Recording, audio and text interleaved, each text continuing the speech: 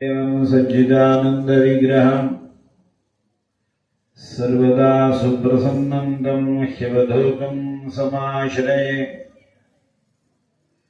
नमो वेदान्तवेद्याय भुवनेश्वरी नमो नमः। समस्त ऋषिमण्डलங்கள் அனைத்து குருமார்களுடைய பரிபூர்ண அனுகிரகத்தினாலேயும் ஜெகன்மாதா புவனேஸ்வரி தேவியினுடைய திருவருட் துணை கொண்டும் சத்குருநாதர் சாந்தானந்த மகா சுவாமிகள் அனைத்துலக நலம் வேண்டி 1956 ஆண்டு அவருடைய ஒரு சங்கல்பத்தின் பலனாக ஒவ்வொரு வருஷமும் 10 நாட்கள் 27 நாட்கள் 48 நாட்கள் விடாம செஞ்சதின் பரிணாம வளர்ச்சியானது அவருடைய அனுகிரகத்தினாலே 36 வருஷ காலமாக பல இடங்களில் கூட்டு வழிபாடாக இந்த சண்டி ஹோமமானது செய்ய ஒரு பாக்கியமானது அடியேனுக்கு கிடைத்தது. அந்த வழியில பார்த்தோமே ஆனால் இந்த ஒசூர் நகரத்திலே சுவாமி கிருஷ்ணாத்மானந்தா அவர்களும் அவர்களிடத்தில் வேதாந்தம் பயின்ற அவர்கள் மேல ரொம்ப பக்தியோடு இருக்கக்கூடியவர்களின் ஒத்துழைப்பின் காரணமாக இந்த இடத்துல பஞ்சாயத்தன தேவதா சகித சண்டி ஹோமமானது இன்றைய தினம் 3வது நாளாக மகாவிஷ்ணு ஸ்வரூபமாக விளங்கக்கூடிய நரசிம்ம மந்திர சகித சண்டி ஹோமமானது செய்யப்பட்டது. நாளையும் நாளை மறுநாளும் இந்த இடத்துல சண்டி ஹோமம் செய்யப்பட்டு நாளை மறுநாள் விசேஷ மகாபூர்ணாகுதி 5 நாட்கள் இந்த சண்டி ஹோமமானது நிறைவு பெற உள்ளது. இந்த மாதிரி ஹோமங்கள் பூஜைகள் உபாசனைகள் வழிபாடுகள் மூலமாக தான் சத்குரு சாந்தானந்த மகா சுவாமிகள் புதுக்கோட்டையும் புனரமைப்பெல்லாம் செய்து சேலம் ஓம் ஸ்ரீ ஸ்கந்தாசிரமம் சென்னை ஸ்கந்தாசிரமம் எல்லாம் ஏற்படுத்தி ஆங்காங்கே இருக்கிறவர்களுக்கு ஷண்மத உபாசனைகளை எடுத்து கொடுத்து அனுகிரகம் செய்தார்கள். இப்பொழுது நமது அன்பிற்குரிய ஓங்காரானந்த மகா சுவாமிகள் அவர்களும் நானும் 2017 ஆண்டு முதல் நன்கு தீர்மானம் செய்யப்பட்டு அரங்காவலர்களை எல்லாம் ஒன்று கூட்டி ஒரு மிக பிரம்மாண்டமான திருப்பணி திருவையாறு தர்மசம்வர்தனி கஷேத்திரம் மாதிரி புதுக்கோட்டையில் புவனேஸ்வரி பீட்டமானது அமைய வேண்டும் என்று அது அத்தனையும் 13,100 சதுரடிகள் அப்படியே கல்ஹாரமாக அமைத்தாச்சு. 96 தூண்கள் 950 தேவதைகளை அந்த தூண்களில் செதுக்கி 63 பாவை விளக்கு. இதெல்லாம் ஜெகன்மாதா புவனேஸ்வரியினுடைய திருவருட்கருணையினாலும் சத்குருநாதனுடைய பரிபூர்ண அனுகிரகத்தினாலேயும் அந்த காரியமானது பூர்த்தியாக முடிந்துள்ளது. அதுக்கு மேலே வெதரிங் கோர்ஸ்ன்னு சொல்வார்கள். தட்ப வெப்ப நிலைகளில் இருந்து பாதுகாப்பதற்காக அந்த வேலையும் இன்னும் ஒளி அமைப்பு தீர்த்த வசதிகள்லாம் மாத்திரம் செய்து கொண்டுள்ளோம்.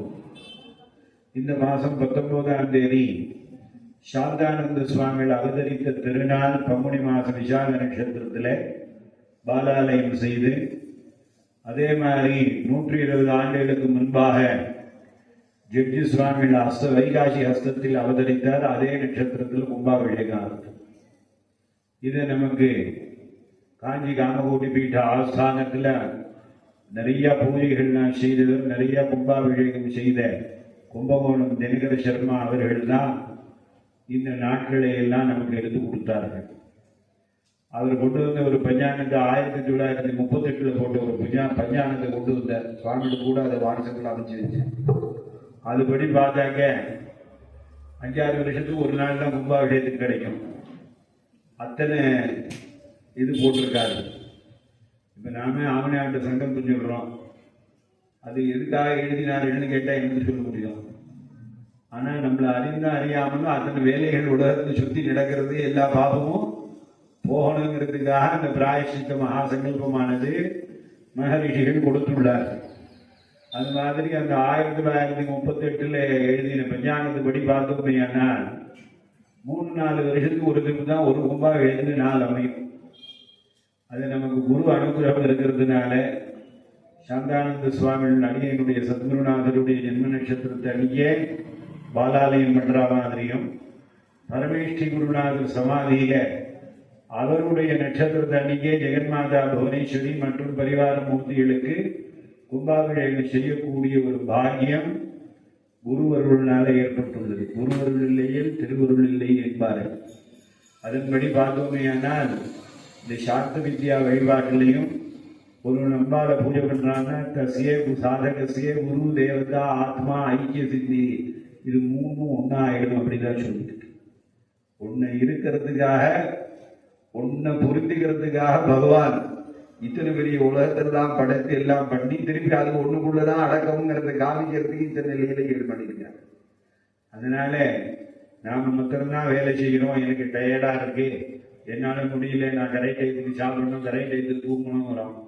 ஆனா பிரம்மா விஷ்ணு ருத்ரன் எல்லாருமே உலகத்துல வேலை செஞ்சுட்டு தான் இருக்காங்க.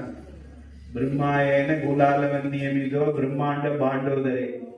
நம்மளுடைய புண்ணிய பாபத்துக்கு தகுந்த மாதிரி கொயவன் எப்படி மண்பாண்டத்தை தயார் பண்றானோ நம்மளெல்லாம் தயார் பண்ணி கொண்டே இருக்கிறார்.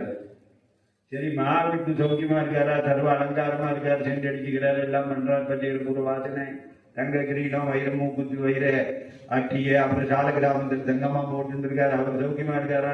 இல்லைன்ட்டான். விஷ்ணுரியேன தஜாவதாரகனே க்ஷிப்தோ மகா சங்கட்டே.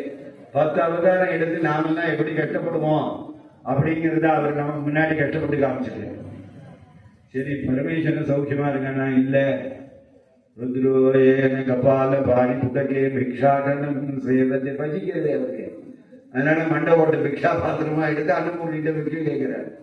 சரி, பிரத்யட்ச தேவதை சூரியன் என்னப்பா பண்றாருன்னா, சூரியோ பிராமியதி நித்தியமேவ கஹனே தஸ்மை நமஸ்கர்மணி.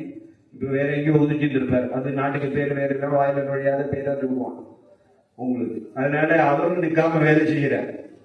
அதனால இவரெல்லாம் எதுக்குன்னா, நாம கர்ம பூமி இந்த உலகம். அதனால கர்மத்தை பண்ணி பாம்பு சட்டை எப்படி உரிச்சு அது வெளியில அது பாட்டு போறதோ அது மாதிரி அந்த கர்ம பந்தம் நம்மளை விட்டு போகணும். அப்பதான் நமக்கு ஞானம் சிந்திக்கணும் எழுதியா. அதனால இந்த கர்ம பூமியில நிறைய தர்மங்களை சொல்லி வைத்திருக்கிறார்கள். அதுல பூர்த்த தர்மம் இந்த கோவில் கட்டுறது, குலம் கட்டுறது, இதெல்லாம் பூர்த்த தர்மம்னு பேரு. அந்த தர்மம் பூர்த்தியாகி கும்பாபிஷேகம் நடக்க போறது. இந்த மாதிரி மகா வேள்விகள் உலகத்துல எல்லா இடத்துலையும் நடந்தாதான் உலகம் சுபிக்ஷமா இருக்கும். இதுக்குத்தான் பகவான் நம்மளை எல்லாம் அத்தனை பேரையும் படைத்திருக்கிறார்கள். நம்மளால முடிஞ்ச பத்திரம் புஷ்பம் பலம் தோயம் யோமே பக்தியா பிரேட்சதி அப்படிங்கிற மாதிரி நம்மளால முடிஞ்ச திரவியத்தை கொடுத்து பகவானுடைய அருளை பெற்று வாழையடி வாழையாக சுகானந்த சுகவாழ்வு வாழ வேண்டும் என்று உலகன்னை ஜெகன்மாதா புவனேஸ்வரி தேவியை பிரார்த்தனை செய்து குருநாதர்களையும் பிரார்த்தனை செய்து வாழ்த்து மகிழ்கிறோம். இப்பொழுது சுவாமியவர்கள் வேதாந்தத்தை நன்கு படித்து பல பேருக்கு நிறைய வேதாந்தத்தை உபதேசம் பண்ணியிருக்கார் கிருஷ்ணாத்மானந்த சுவாமியவர்கள். அவர்கள் இந்த உபாசனையோடு சேர்ந்து வேதாந்தத்தை பற்றி நமக்கெல்லாம் ஒரு அருள் உபதேசங்களை செய்வார்கள்.